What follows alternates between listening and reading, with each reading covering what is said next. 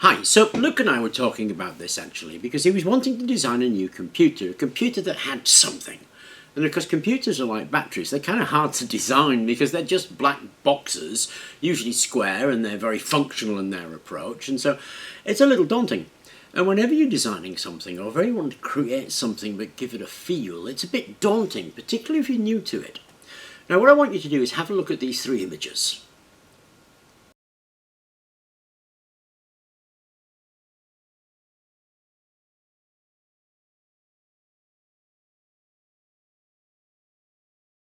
Now, of course, that was Charlie Chaplin, Abe Lincoln, and Donald Trump, and they're immediately recognisable. But they're not photographs, they're actually drawings, and so there isn't a terrible amount of information actually in them. But there is sufficient information that you're able to pick up what person that drawing is of. And that's very often the way it is. There isn't too much information. There is only sufficient information, so you create the image. Actually, that's not strictly true. Actually, you help the viewer to create the image in their minds by filling in the blanks. And that's kind of important, because if the viewer can fill in the blanks, then the viewer is engaged in what it is that they're viewing. If there's all the information they need, equally there's no engagement. If there's insufficient information, then equally there's no engagement or no understanding of what you're doing. I want you to have a look at this. Now that was supposed to be a steampunk PC. It doesn't say steampunk to me. Have a look at this one.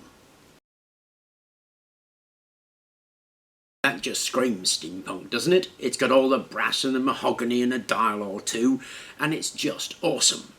And that is what I'm on about. That kind of thing carries sufficient information that you can pick up the idea that it's steampunk, and you're engaged with it, and it becomes then a thing of beauty.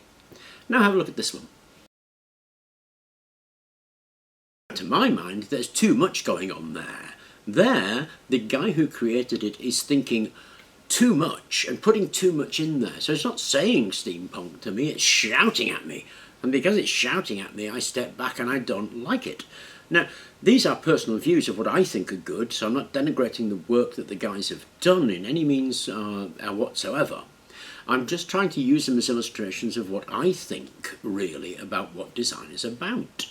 So when there is just sufficient information there to suggest what it is, then I think you've done a good piece of work because you've created the image you want to create and helped the viewer to create that image alongside of you. And for me, that's what's actually important in these things. Now, I'm a lover of steampunk, but I don't think it really matters what it is that you're going for. If you want a particular style, then you can define that style. Steampunk, Gothic, Deco, Nouveau, whatever it is, you can define that style. When you have that style in your head, then it really becomes a bit of research. What you do is you use the internet. Because the internet actually is relatively new. I mean, I'm 60 years old, so I remember there wasn't any internet. Now, of course, we have the internet, and to research images is a piece of cake. You just put in what it is that you're interested in with the style next to it, and you'll get a ton of images that you're able to look at. You pick the ones that you like, and then have a look at what it is in those elements of what you like that suggest that style to you. And that's what you're aiming for, really, is to recreate those elements. Then the materials you use to recreate them are very often almost inconsequential. It's an aesthetic. So as long as you can reproduce the aesthetic, that's what you're interested in. An awful lot of steampunk, actually, is just paint. It's paint on plastic or wood that creates that image. The good stuff obviously uses real mahogany and real brass. The cheaper stuff uses brass paint. Either is valid as long as it creates the image for you and helps you to see what it is that that style is supposed to be suggesting to you. Now that's the way I see these things and the way I think about it and exactly what I do. So obviously I've been creating this car Bessie. So what I did was look at a ton of images of Bessie, which is the Edwardian Seaver, actually. It was a kit car from the sort of 60s, 70s, I believe. It's now out of production.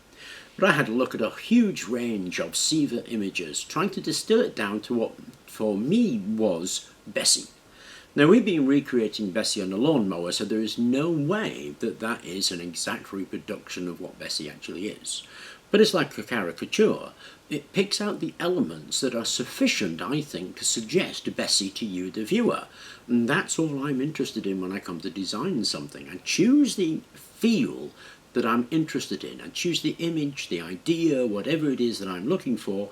Then I do a ton of research looking at images and distill those images down to the sufficient information for me to be able to create that image in the viewer's mind or the user's mind.